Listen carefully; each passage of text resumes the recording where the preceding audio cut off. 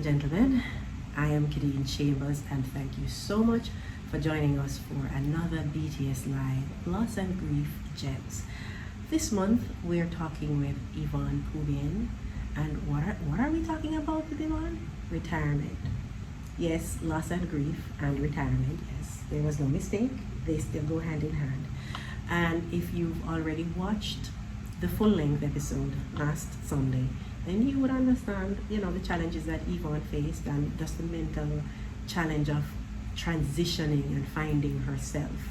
And if you haven't yet watched that one, I invite you to, go take a look-see. And then you can come back to us at the gem or watch the gem first. Yeah, we're sharing a gem with you. Yvonne, thank you so much for staying right here with us on BTS Live. And for sharing your story, because this is the kind of information that we need to put out there to help as many persons as possible. And so I am happy and grateful to you for being willing and making the time. Thank you for having me. It's my pleasure. So for this gem, what we're asking today is, Yvonne, is there anything that you would do differently as it relates to retiring and managing the experience? So as far as retiring, no, I wouldn't. I don't think I would have done anything different because deep within, I knew it was time to retire. Okay. Right. What I would manage different is actually, I might have talked to somebody who have retired from law enforcement, or talk with a chaplain or someone, because the emotional happenings that happen to me, I'm sure it can't just be me. No, it's not. Right? It can't be just me. I actually attended a class shortly after I retired. I went to a class that I had been wanting to take at the police department for years. And when I was in the class, everybody was police officers, and I was the retired police officer. And the feeling of the divide between...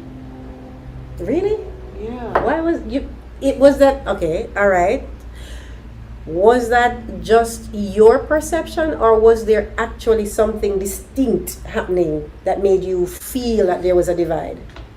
I think distinctively because you saw the ones that are currently working, they all kind of huddled together. Mm-hmm. And it was myself and another young man. He wasn't with the local law enforcement, so they kind of even see that as, I think he was with the ranger or something. So it's kind of like you still don't identify with. So there was a clique and you guys weren't in it. Right. How did that make you feel?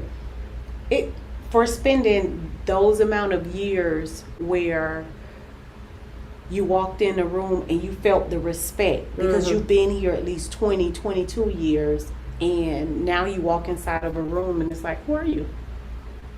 Why are you here? Nobody don't know you, or what you doing this for.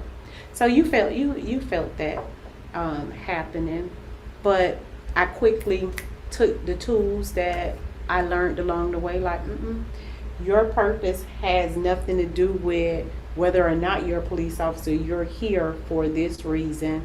And I adjusted. So it's being able to acknowledge the feeling when it comes, acknowledge what's happening, but then readjust because you know now. Right. Right. And so, yeah. Even walking in the back of the police department, like when I drove to the police department, I had a key card. I go through the back door, right? Yeah. I had access. Now, when I came to the police department, I had to walk through the front doors. I couldn't You're go. a visitor. Yes. Yeah, suddenly this used to be your home, and now you're a visitor. I'm a visitor, right? And there, you'll see people pass right by you, or you'll, what do you need? I'm saying to myself, okay, real just. Yes. You are a visitor. Yes. You're doing business with the city. Yes. You're no longer, and it's okay. Yes. And so you feel that if you had spoken to somebody who had retired, that you could have gotten some insight to better mentally prepare for some of those things. One thing that I did see with another agency, it was the city of Miami.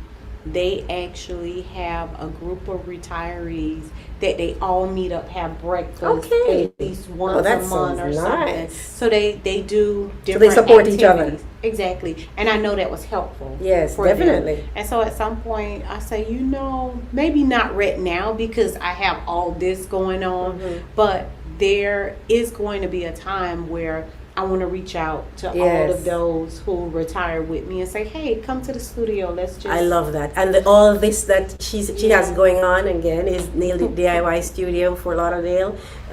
She has a franchise and she also has a non-profit. So she's now thriving after going through the dark night of the soul to find herself after retirement. That's what she's doing now. And this is where we're going to leave it for this week's Gem. Please join us for next week. Yvonne, thank you so much for staying with us right here. Catch you soon.